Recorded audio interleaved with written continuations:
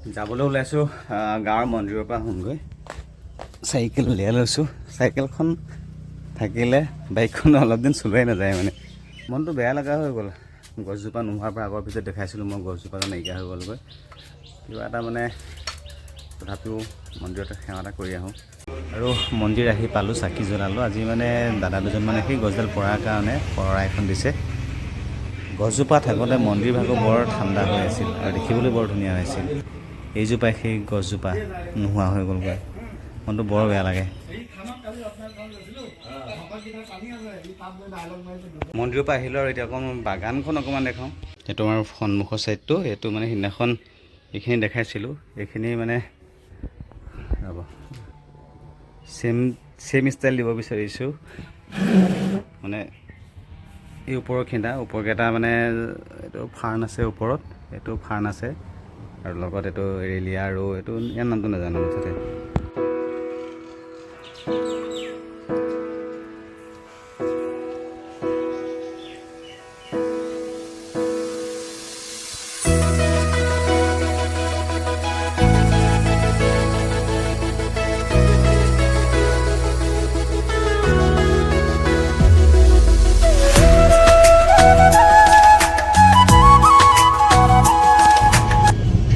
এতিয়া আহি আছোঁ মই মোৰ বন্ধুজনৰ তালৈ, ৰাইডিঙীয়া বুলি আমাৰ যিখন জেগা আছে নগাঁৱত, ৰাইডিঙীয়ালৈ আহি আছোঁ।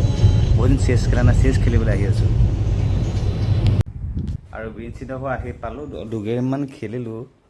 এইটো আৰু এজনী বিৰিঞ্চি টিকলিজনী। এইটো এনেই লৈ থাকোঁ আৰু খেলিবৰ কাৰণে। এইটো এটা মোবাইল, এইটো এটা দুটা মোবাইল। আৰু এটা বস্তু দেখাইছোঁ চাওক, বিৰিঞ্চিৰটো আগতে মই আৰ্ট দেখাইছোঁ, কিন্তু এইটো বিৰিঞ্চিৰ ল'ৰাটো এবাৰ সি ক্লাছ 7ত। কি ধুনীয়া ধুনীয়া আঁকিছে, দাদাই আঁকিছে। তুমি আঁকিব জানানে?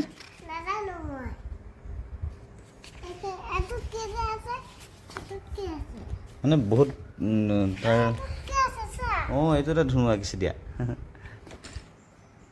হাতবোৰ ভাল লাগিছে মানে ক্লাছ 7ত তাৰ এইখিনি হাতৰ পৰশ বহুত ভাল লাগিছে। আৰু দেউতাকৰ পৰা আহি গৈছে গোটেইখিনি গুণ। আৰু একে সন্ধিয়াই হৈ গ'ল সিহঁতৰ ঘৰৰ পৰা উভতি আহোঁতে। এবাৰ ঘৰ পাইছোঁহি আৰু।